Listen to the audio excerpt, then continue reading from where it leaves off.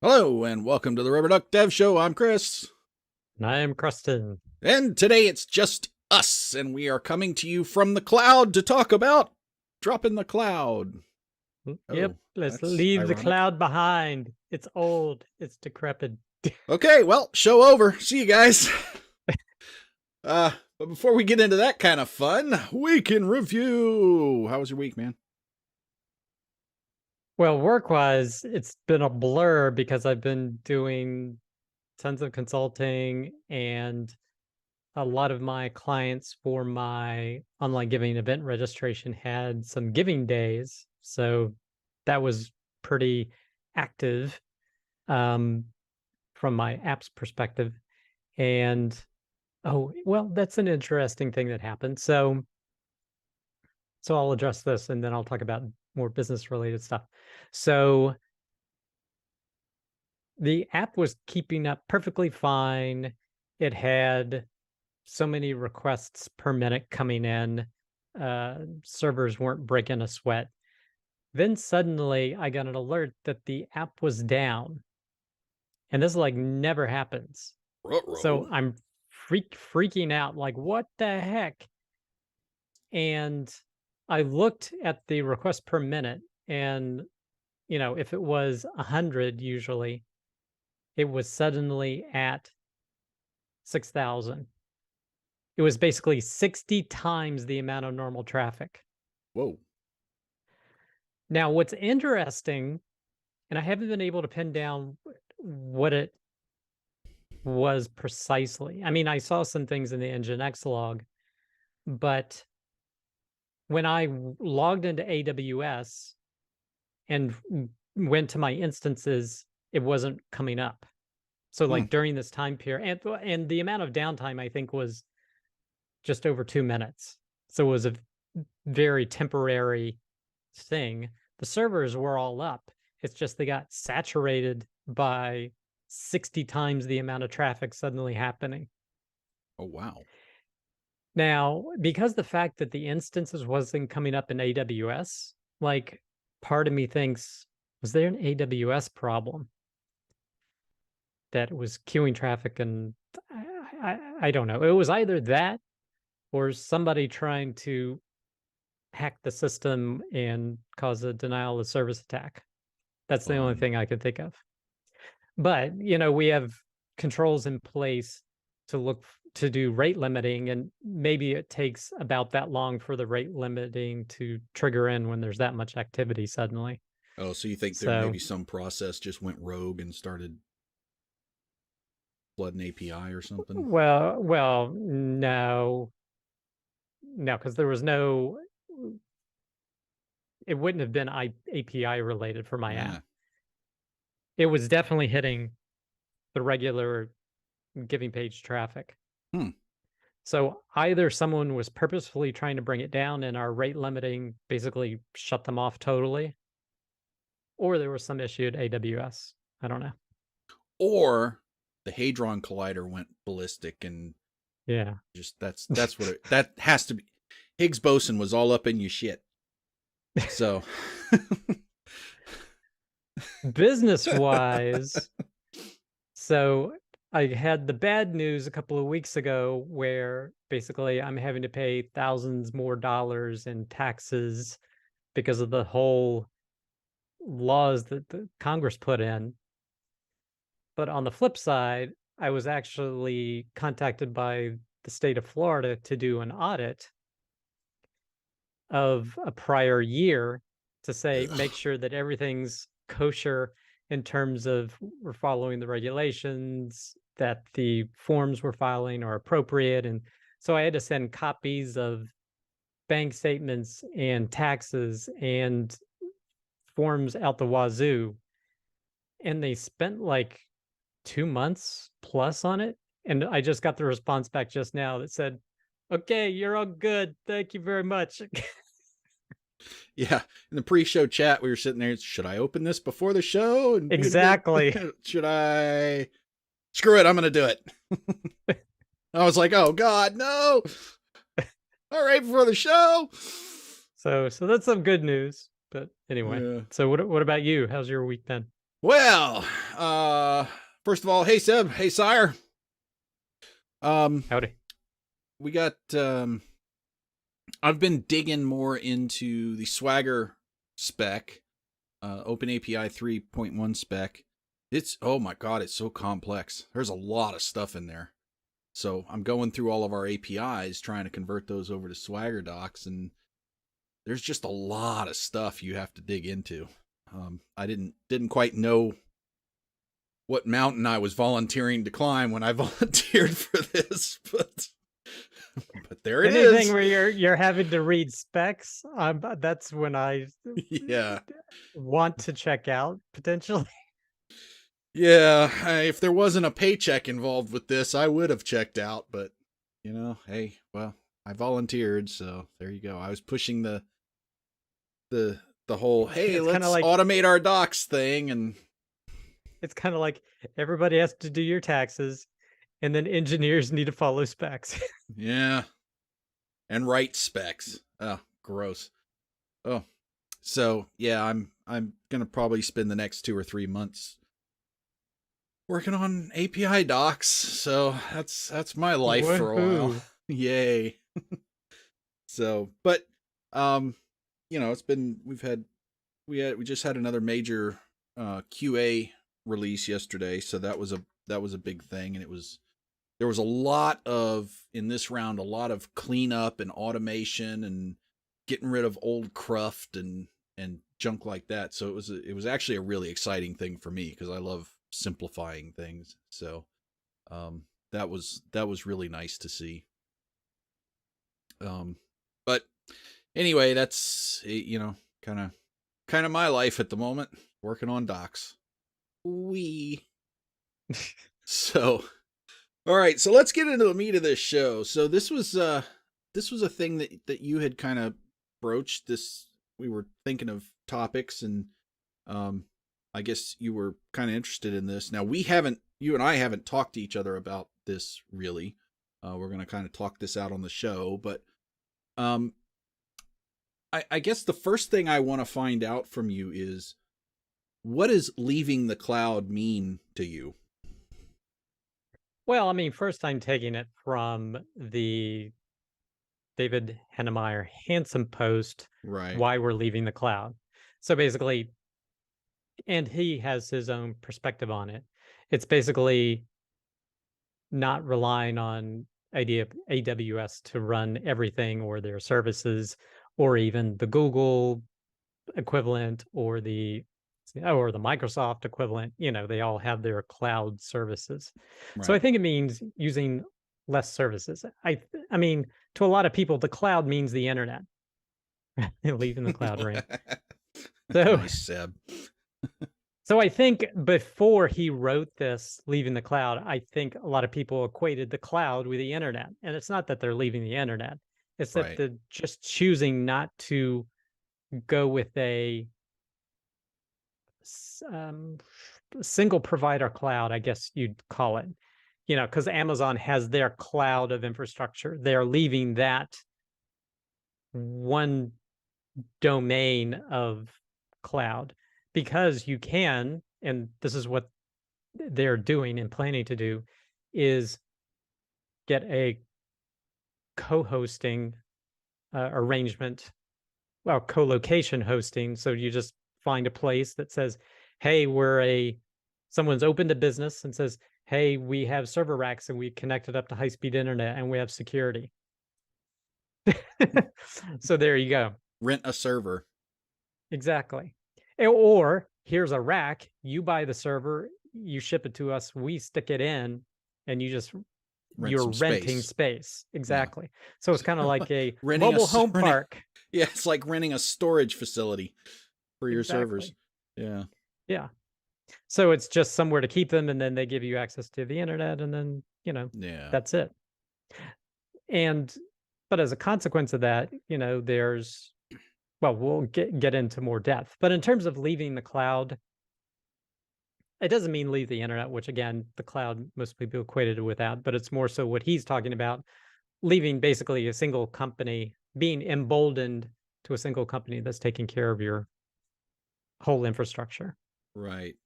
And yeah, and so what I was kind of taking from his write up on that was the concept of kind of moving your hosting facilities more in house. Maybe not 100% in house, but more of it in house than just everything is hosted out in amorphous things. We've got some physical hardware here in house that we're putting some of our stuff on, which is not a foreign Actually, he's not. concept to us. Actually, he's not. My understanding is he's not proposing doing that at all. Doing in-house from the perspective of they have to manage relationships with companies to run the servers. In other words, they're not going to be in their headquarters. The servers aren't going to be their Right. headquarters. They're But the paying 2 or 3 co-location facilities to house the servers for them. Right, but the server management and the server They're taking that on. utilization, all that stuff is coming in house. It's not just, hey, deploy and you take care of where all the hardware goes. I mean, it's getting closer to the metal. So while they don't actually have a server room in their headquarters with actual servers in it, they're taking on a lot more of that management of the hosting stuff in house. Seb says, when would one benefit from leaving the cloud versus going into the cloud? Well, that's kind of the whole conversation here now. So Yep. that's a good segue. So what are some of the reasons that companies would leave the cloud? So the number one reason that I think that they listed is basically cost. Mm-hmm. So, for example, they have to have a team of people who are constantly analyzing when they were in AWS or wherever they were, analyze the cost structures, make sure that things are operating optimally. And even though, like, Jeff Bezos invested in Basecamp or 37 Signals, even though they have the ear of him a lot of times, and they're getting super reduced rates, they're still spending gobs and gobs of money on it. Mm-hmm. So there's management time involved, whereas maybe you don't have to do as much as the nitty gritty technical work. But really, they already had people that were able to do some of that technical work. Right. And that's one of the things that I not only that I saw in his article, but I see that where I work now. You're kind of robbing Peter to pay Paul there. Yeah, I don't have to have the hardware management in-house, but now I have to have the cloud infrastructure management in-house because it's not like I can just turn everything over to AWS. You know, we run on some AWS and we've got Or teams of people that do nothing but deal with that. or if you want to do that, be prepared to pay through the nose, because Right. they're not going to optimize your stuff running on there for you, because Mm-hmm. it's to their benefit for you to be, no offense, to be running in an unoptimized state, so you pay a bigger bill. Right. So So, they had to invest a lot of time in order to optimize it, yeah. reduce their spend. Right. And so when would you benefit? Well, I mean, the question on cost of when you would benefit is if you're a smaller company, you probably get more benefit out of going to the cloud because you're trading off expensive IT management functionality for less expensive cloud management. But there will come a tipping point where your cloud infrastructure is so complex that you are spending more money on that now than you would if you had it in house. So I'd say on the cost factor, it kind of depends on the size of the company and what you can afford to bring in house. Yeah, so I was looking at this, and in terms of the benefits of leaving the cloud or whatever, it's like when you're first starting out, relying on someone to manage the servers and a lot of the infrastructure, I guess relying more on services. I think helps you move faster and you don't have to learn as much to get started. Meaning, like, instead of setting up your Postgres database yourself, you get RDS. Right. Instead of setting up your own Nginx HA proxy load balancer, you just click a button and say add Amazon load balancer. Instead of setting up an Nginx server and or a caddy server to receive traffic and get it configured and SSL certs and all of that kind of stuff, you use CloudFront. So Mm-hmm. you use services in these providers, and that is a much more inexpensive way to get up and started. Right. Inexpensive because, one, you don't have to have all that knowledge. Mm-hmm. You just be a developer and just kind of click around and do things. Or, I'm talking about the big ones, but even like, uh, sure, I'll get back to that in a second. But you don't have to invest the knowledge. And then two, the costs are ridiculously low when you don't have that much going on, when you have smaller servers. Right. Yeah, because trying to front load the hardware and the cost of that hardware is, I mean, that's a big expense if you want to get the hardware yourself. Whereas renting space on somebody else's hardware is much less expensive up front. Yeah, like for example, um, yeah, I'm not ready to quote unquote leave AWS because my costs have not reached that tipping point. Yeah. I'll go back to that in a second. But what you have to think about is if you want to leave, one, you have to have the knowledge. Do you have the knowledge to be able to set up all of these things yourself or use tools that help do that, like Ansible or Terraform or things of that nature? Do you have sufficient knowledge to get those set up and set them up securely? And two, the expense of paying for co-location facilities, because Mm-hmm. they're paying for a part of a rack. You're talking, you're probably going to want to have it in at least two different locations, because it's easy as pie to set up a server in one availability zone in AWS and a server in another availability zone, and then have them, like if you're talking databases, replicate data across. So if one whole availability zone goes down, you still have all your data. Well, you'll probably want to mimic that Mm-hmm. yourself. So you're talking probably two co-location facilities. So you have to have part of a rack in each one.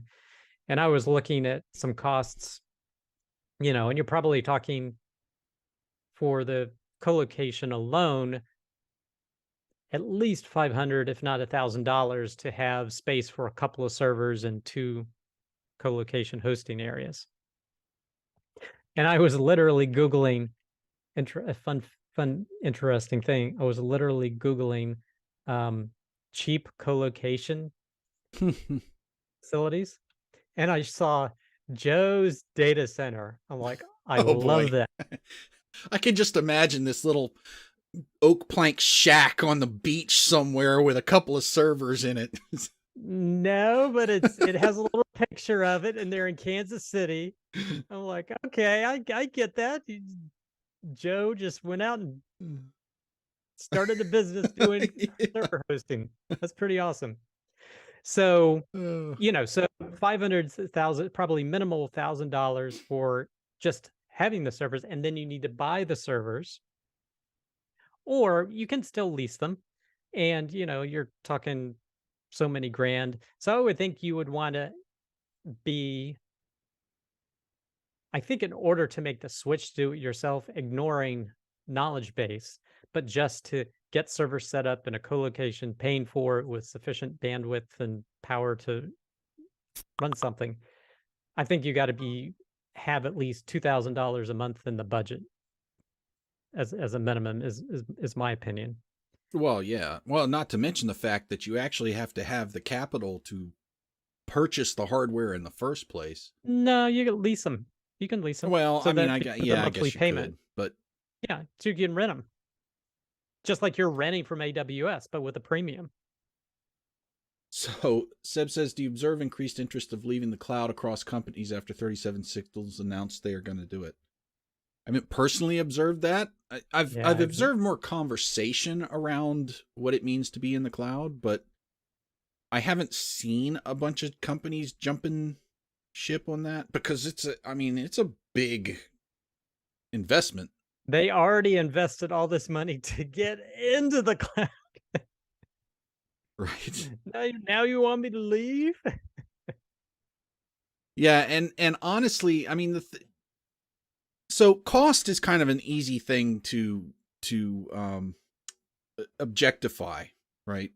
I can see exactly what I'm spending. I can compare it to what I would spend if I was doing co-location. And I can probably, if I'm a company that big, I can probably have a pretty reasonable estimation of how much I'm going to spend on internal bringing that stuff in house, and the man hours I'm going to have to use for that versus the man hours I have to use to manage the cloud stuff, right? So I suspect that the cost thing is an argument that can be made, but there's a lot of other things that are just costs that are kind of hidden from the front end things. Like, for instance, what do you do with all the people who you've hired who are AWS specialists, and they are really, really good at running cloud infrastructures, but they've never run in-house infrastructures or set up actual physical servers before, or done that kind of stuff, and they're used to AWS. You've got to there's retraining that's going to be involved. I don't care how good they are. It's a different environment, so you've got to learn new stuff there. So there's retraining involved. There's the time to actually convert that stuff over. Then could potentially have business interruptions as you're doing the conversions and all that kind of stuff. So it's not just like, hey, I want to drop the cloud, let's go buy some servers. It's a big deal. And if you're even thinking about this thing, you're probably a fairly large business where you're talking about millions of dollars of costs involved. I can't Yeah, I mean, imagine like a small shop saying, "Yeah, it's time for us to leave the cloud." I don't see them getting to a tipping point like that. It's just not no, worth I it. mean, well, I mean, it doesn't have to be millions of dollars either. I'm saying I think you can start experience. I think it is around like a $2,000 a month is when I think you could, where I think it might be the tipping point, $2 to $3,000 a month in expenses on one of the cloud providers at which you could go off and perhaps do it at the same cost or a little bit less. And then the benefits accrue from there.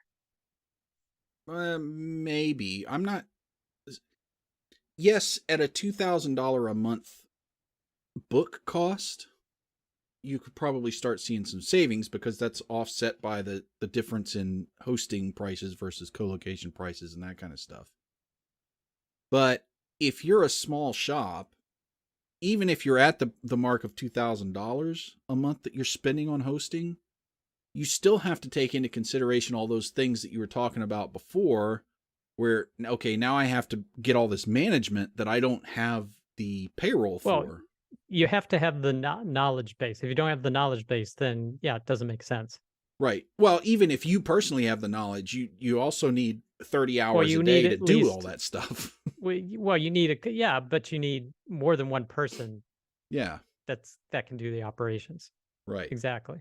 So, there's I I can't see a smaller shop Well, what is getting a lot of, small? well, all right. So let's say we're a shop that does maybe a total of $1 million in gross revenue a year, right? I don't think we're going to be at a level where my costs for cloud hosting would come close to what it would cost me to bring stuff in house, even with Yeah, I think co-location. from the person. Yeah, I think because I agree with you. on that from the personnel perspective. Because you do, if you're going to be doing this yourself, like running your own servers, you're going to need redundancy in not Right. only the knowledge, but redundancy of that knowledge in at least 2 or 3 people that know what's going on. Right. And you are Because AWS, you can buy support contracts. Of course, those can get pricey as well. But I'm just saying you can pay for all of that on there. And again, when you're small, the cost is not as significant. right.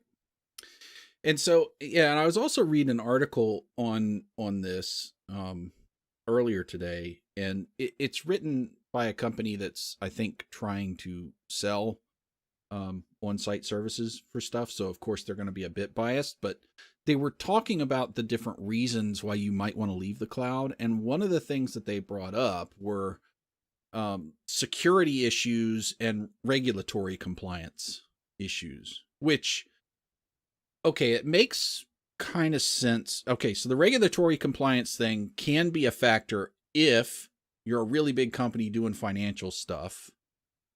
You might be better off bringing some things in house than having them in the cloud. Or you're going to have to spend a lot of money to make sure things are secure in the cloud. The security issues, I'm not sure I'm sold on, because I don't see how having stuff in house would be any more secure than having stuff at AWS, unless you have your own white hat security team. Yeah, you Uh, gotta have a lot of if you have regulatory things, if you have high security considerations, I would think then it's gonna be even longer before you can leave the cloud because they've done so much work to, achieve those whoops, achieve those regulations or what's the term? Comply with those regulations right.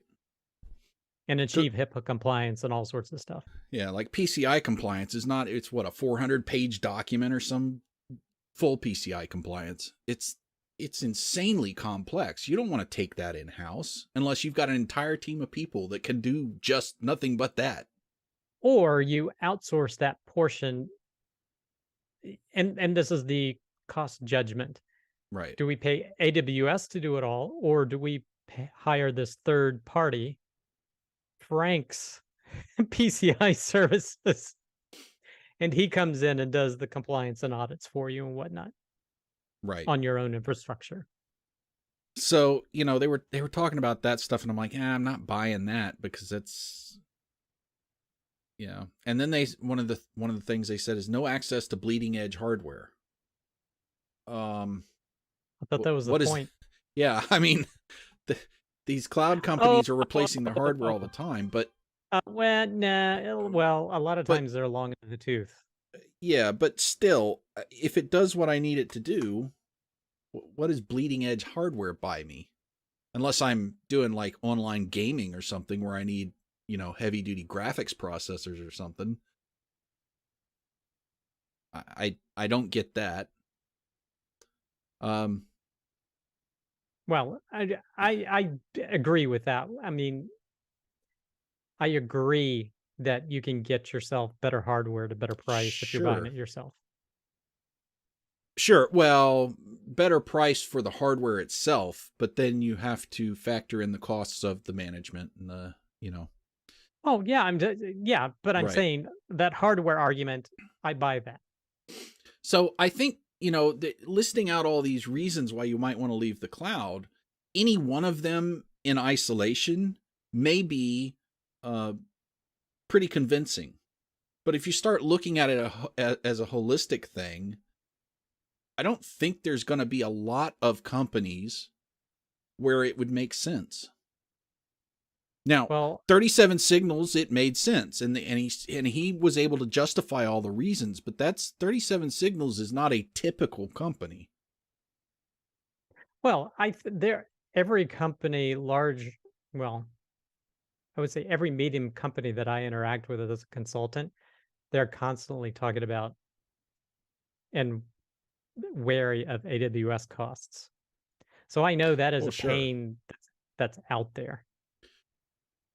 Well, sure, yeah. I mean, taken in isolation, I'd be worried about that too. But what's the alternative, right? Running your own stuff. Right, but how much expense does that incur? I mean, that's not going to be cheap. It's Well, here's the thing. So, and this is part of the reason, another part of the reason I wanted to discuss this is that you can reduce your cloud spend based upon how you run in someone's cloud. mm-hmm, Meaning that, and this is the approach that I've taken, meaning that you have acquired sufficient knowledge so you don't have to run RDS, so that you can run on just a bare metal EC2 instance with your database server. right. And you run your own Nginx configured using tools. You don't use um, some of their services for everything. You can use Nginx as a load balancer. You don't use their load balancer. So if you use less of their services, you can run much more cheaply Mm-hmm. because And you're I, just using them as file storage on S3 because that stuff is cheaper than dirt. and yeah, and just buy some servers from them. And that's pretty much what I'm there are a few services that I do use. Like for example, I love their Route 53 weighted routing because that's how I'm able to have multiple front end servers. mm-hmm, Basically, go to an IP address and it can hit any one of my front end servers from my application. That's pretty awesome. But what I also do is I say, okay, if this goes down, what's my alternative? In other words, I always have a backup plan. yeah. And well, is it what was it? Is it Cloudflare? Is that the big is that Or the, what? oh shoot.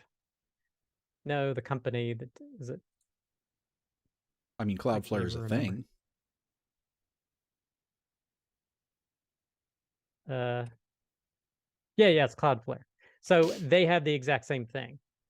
So if I don't like AWS, I want to move out of AWS, I could move elsewhere to another cloud potentially or whatever, but use Cloudflare to do that same service. Right. Well, and I think that's So the approach to that's a way take. to run that's a way to run inexpensively. Because how they have things structured is they get you in with a little taste very cheaply. Oh, buy this RDS. And then if you look at the instance sizes as they increase, the costs increase exponentially. Right. So as you grow, that's where they start milking the cow, as it were. Yeah. Well, and I And you're think the cow. yeah, I think rather than just leaving the cloud, in most cases, it's more beneficial to find ways to run less expensively on the cloud. Bring efficiencies into what you're doing. Get rid of things you're not using. We just went through that at work. There was a lot of old pods and stuff that we had running that we realized we don't really need to be running these things anymore. Let's just get rid of them and book the costs. There's no reason to be running this stuff. So, auditing your system to find out if you're just wasting money in places is not terribly difficult. That's an inexpensive way to save money. Figuring out, like you said, better ways to um, get cheaper stuff. If I can do this part of it myself, fine. I'll get the less expensive option and do this part myself, but I don't have to leave the cloud completely to save money there. And I think that's going to be a much more efficient way to approach it for the majority of companies. And I'd say for the probably, majority of small companies. Once you hit medium companies, like or getting at like Basecamp Hayes level of activity, then I think it begs consideration. But like there's no way I could I think I would have to my level activity of my app would have to go up 100-fold before it makes sense for me to even think about it. think about co-location and all that sort of stuff. Right. Because So then you got it's to you got to it's a front ways money to away. hire a team of people to deal with that, right? Well, I mean, you do want to have some people on staff, but that can always be purchased as a service through other companies. So that's possible. Yeah, but so can But you cloud do want a hosting. couple of people, at least a couple. What? So can cloud hosting. So purchased as a Sure, sure. service through other But companies. Yeah. if AWS or Google or Microsoft have such a dominant role that they can put extra premiums on something, then maybe there are cheaper alternatives out there Yeah. to to consider. So I think it's interesting perspective and thought experiment when he says leaving the cloud. It's a thought experiment. yeah. For vast majority of small companies, I don't think it makes sense. But Well, once you even for a achieve a vast majority of medium, large companies, I don't think it would make sense. it It wouldn't depends make on how sense much for us. profit it depends on how much profit AWS is milking. I mean, yeah, to a point, but Because they're making profit off of you. So at some point, you could potentially save some money. well, yes, potentially, but I can tell you from the company I work at is really big. It's a global company. So, you know, we're at a size where we would be considered a large um, user of AWS. I mean, it's not small potatoes what we spend on AWS every month. And it would absolutely not make sense for us to think about completely leaving the cloud. Now, going through and tightening up how we're using the cloud, yes. And we did that and we continue to do that, but leaving the cloud would just be a massive overhaul for us. So I don't know that even for big companies, while it may make sense on paper from just a purely balance sheet perspective, I think the costs are just going to be too high for any long-term gains to be realized. Well, I mean, I think I'll disagree with that. But just going from the perspective of AWS provides you services and generates a profit. So unless they so therefore you're allowing that profit to be extracted from it. You could hire similar types of people, do the similar types of processes and do it yourself. Not that you should do that, but I think it's also a consideration. What does a company want to be focused in? Like, you don't generate your own power. You choose to pay for that power Right. from another company because you're like, I'm not going to specialize in power generation. So you have to make the decision, do we want this to be a core competency, knowing how to run our own stuff? Or are we okay outsourcing that and allowing another company to extract a profit from it? But as a benefit, we don't have to focus on it. So I Right. think And that's well, a I mean, experiment. that's kind of the whole service industry in a nutshell is and that's one of the other things I was going to bring up is the opportunity costs for that are extremely high. So you have to be willing to give up the engineering capacity of moving your product forward to come off of the cloud, to drop the cloud. So you got to trade something off there. And it's going to be some type of engineering capacity. So do I use that engineering capacity to keep moving my product forward faster? Or do I pull back on that so that I can make this jump off the cloud? Because somebody's going to have to do it. And I just think that in most cases, that opportunity cost is just too high. Unless that unless so much of your expense is tied up in cloud hosting, that you just have no other way to reduce costs or increase your sales enough to offset the rate at which that increases. So Yeah. I mean, the other thing to keep in mind is that one thing that DHH said in one of his posts is that AWS's profit margin is almost 30%. So that's the kind of milking that's being done for what they're charging you. They get a 30% profit, which is quite substantial. yeah, So even if it's not leaving the cloud, if people are concerned about their cloud budgets and you are, I would say, a medium or a large company, then maybe you could start exploring. I think absolutely agree with you. The first place to check is, hey, can we optimize how we're using it more efficiently? That's the first thing to yeah, check.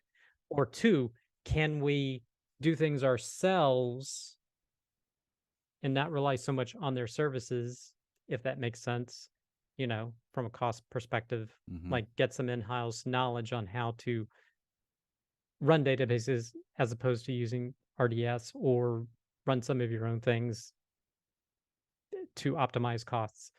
But apart from that, you could also say, hey, let's try this project off of it to see how it goes. right.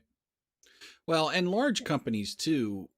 Also, to kind of argue against myself here, they also may have built core competency teams that they don't realize they have and could be utilizing to pull some of that stuff out of the cloud in house. They may already have some of those core competencies. So you should examine that too. Not just how can I make what we're doing more efficient, but do I have some core competencies already built into my teams where I could take on part of this cloud management in house? I don't have to build that core competency. It just happened to be hired already, so let's utilize it, right?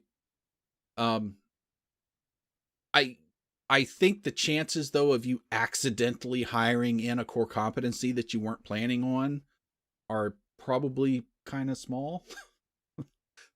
you know, yes, employees are smart and they have a lot of talents and stuff, and they can develop things, and through different experiences, they'll have experience with things that you don't know that they have experience with necessarily, but a whole core competency team to move something like that is not usually an accidental luck in, but it's something you should examine, you know, Yeah. because even if I can just pull the database off and do database management here, right, or something like that, that's still a big chunk of expenditure. Yeah.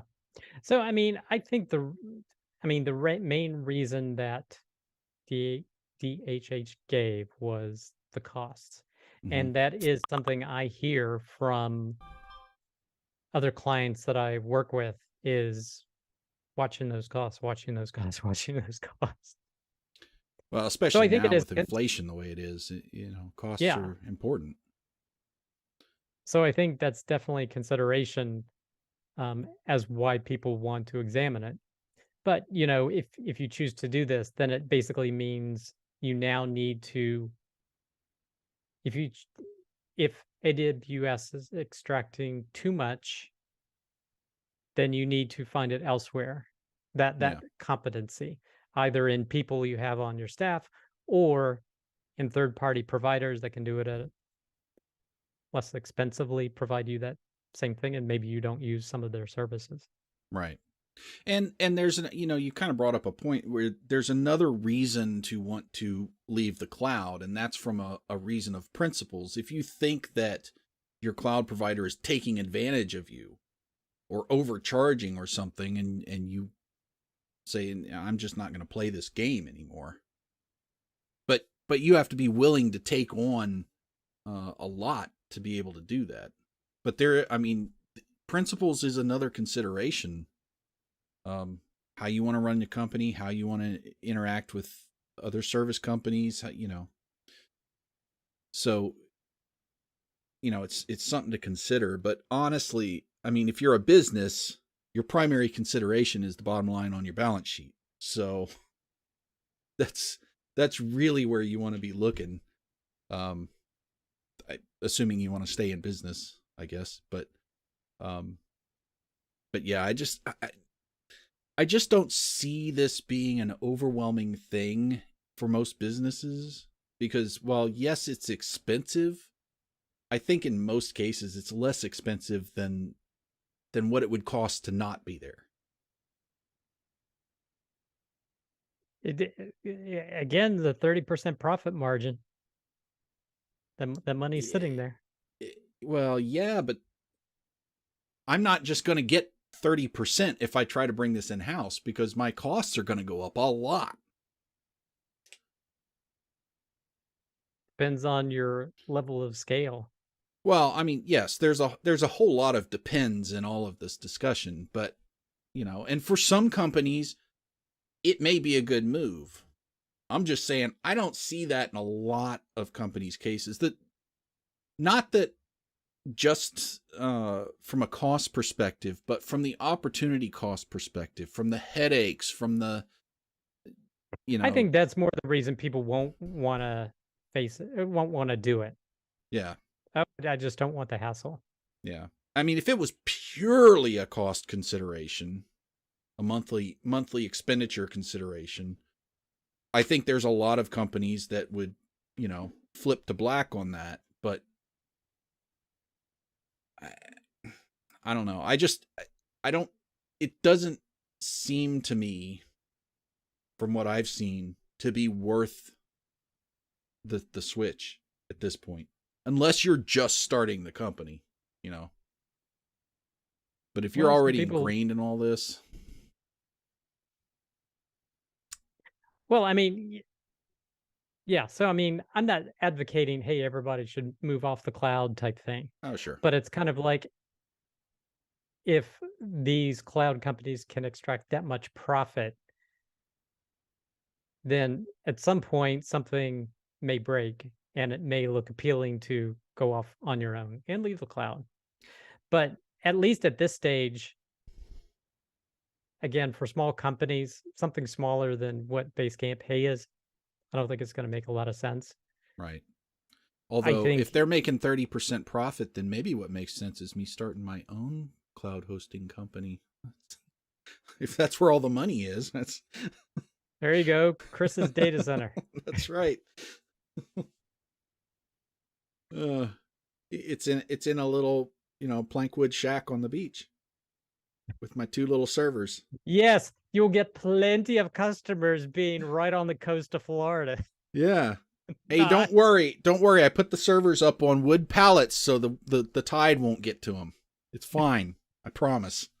I was looking for insurance coverage um for something, and every one of the insurance carriers was asking me, "How close are you to the coast?" I was like, uh, the answer is yes. I'm in Florida. How far away can you possibly be from the coast? So, yeah. Uh, Anyway, but this I found interesting because it got me thinking and looking at it because I come from a systems administration background, so I don't mind dealing with this stuff. But, when I was looking at it, running the numbers, I was like, yeah, I gotta it would have to, like I said, probably 100x my level of traffic before it would make sense for me to leave what I'm doing now. yeah. And then I also wanted to make note of what I do to minimize costs is to try to not use so many of their dedicated services, but just use these base servers they provide and use configuration and tools to do that. So kind of rent So, rent the metal rather than the service. yeah. I mean, they're still virtual, but yeah, Yeah. yeah. It's not like Well, I'm yeah. paying for their database service. I'm Hmm. just buying their I'm renting one of their servers and putting my own stuff on it Right. type thing. Well, yeah. I mean, it's a tough thing to look at. I suspect though that there aren't going to be a lot of large businesses looking at this anytime soon because having just come out of COVID and all that stuff, there's a lot bigger fish to fry, I think, at the moment. Um, I know internally there's a lot of attention being paid to many, many things other than what does our cloud hosting cost us. So I don't know. I mean, it's like you said, it's a good thought experiment, and it's something to think about and pay attention to. I mean, there's probably a lot of efficiencies that can be had if you just look at it a little bit. But um, yeah, it's a tough thing to do. And we'll see what happens in the next couple of years, because Yeah. 37 Signals said, "Hey, let's change our name to Basecamp, the company name." Mm-hmm. And then a couple of years later, like, "Yeah, we're going back to 37 Signals." Right. So, Yes. they're not one for reversing viewpoints and perspectives. So, this is their perspective today, Right. and then we'll see a couple of years. They'll do Well, another post. We're going back to the cloud. yeah. So we'll let them guinea pig it and see how they do. But I am super interested in seeing what tools they're going to be using. Because I take some responsibility for some of my setup of the servers that run in AWS. Uh-huh. I'm looking at what kind of tool sets they're using. Like for example, I've had it on my to-do list to look into Kubernetes forever Yep. because I'm thinking, well, this is kind of the way everybody's doing it now, and everybody's moving to Kubernetes and pods and yada yada yada. But then I see his writing and complaining about how complex Kubernetes is to set up and use or whatnot. And as an alternative, they're offering, I guess you pronounce it MRSK, Hmm. MRSK. Yeah. So this is basically, they originally, I think, came up with Capistrano. Mm-hmm. So basically, it's the same concept as Capistrano, but using Docker containers. So basically, you build your Makes Docker sense. container, and like Capistrano, it basically deploys your application up to a server. It doesn't do the provisioning of the server, but if you're using Docker containers, the provisioning doesn't have to be as arduous. It's just basically a computer that can run a container. So basically, once you deploy your container, all you have to do is just copy the container up and swap it out for the next container to do upgrades. Hmm. So basically, when you're going to do a deploy, sorry, like you do a commit to your project. Well, you run off a process to rebuild a container. Mm-hmm. And then the deploy process is taking that container, putting it on a server, and swapping it with the running container. And then that's how you do your deploys. See, that makes sense. I always liked Capistrano. I liked that So, workflow because it was yeah, so simple. that's what I'm saying. I'm hearing his complaints about the Kubernetes and its Mm-hmm. complexity, and hearing Maersk and what they're working on. I'm like, okay. I hate to say this because probably I don't know how many other people, but I still use Capistrano for my deployment. I was using it So until not too long ago. I'm super interested in looking at what he's doing with Maersk because maybe I want to start using that. Yeah, the So only reason I stopped using Capistrano is because I got this job where they're using Kates and they have all their deploy scripts, and I just run that, and I'm like, I'm not gonna fight. yeah. I ain't swimming upstream here. It's not worth it. But um, yeah, I used Capistrano for a long time. Loved it. Had complete control over how my deploys were going. It was simple to understand. It's a straight flow. There's not a lot of moving around, and it was just easy. So And Maersk should be even simpler because once you have your container built or your process for building your container, you just do a commit, put it in a container, put the container on the server, and swap it with the existing running container, and you're live on the next version. yeah. So, Welcome to the Capistrano Capistrano show. chat. So you're on that too, huh? Good on you, Seb. I mean, it works. If it ain't broke, don't fix it. I don't know why so many people were down on Capistrano, but apparently it. I don't know. Well, I I think guess I it's guess it just just wasn't the there's new. newer stuff. Yeah, it wasn't the Exactly. new hotness anymore. So I'm not the new hotness. I'm still okay, I think. I'm neither new nor hot, so there you go. uh, anyway, on that note, I think we've beat that topic enough. So, why don't you take us on out? All right. Thank you, everyone, for joining us. We are having another episode next Thursday afternoon. That episode will be on Rhoda with Jeremy Evans. So if Yep. you want to find more out about that, definitely join us next week, 3 p.m. Eastern Standard Time on Thursday. Um, sorry, one more comment came in. This says, yeah, kind of miss times when devs just knew everything and just spun up whatever and enjoy. Yeah, right. Unfortunately, maybe security considerations kind of prevent some of that from happening. Probably why I'm back into hobby programming more now, so I can just have that little feeling again. All right. So you can check out all our episodes at rubberduckdevshow.com. You can sign up for our email list there, or you can subscribe to us on YouTube or Twitch. You could also follow us at Ducky Dev Show. And I guess that's about it, right? Yep. Tuesday I should be back with a coding with Chris. I had to cancel this week because, Worky McWorkerson showed up, but should be back Tuesday. Get my game programming on. So all right. So on that note, happy programming. happy programming.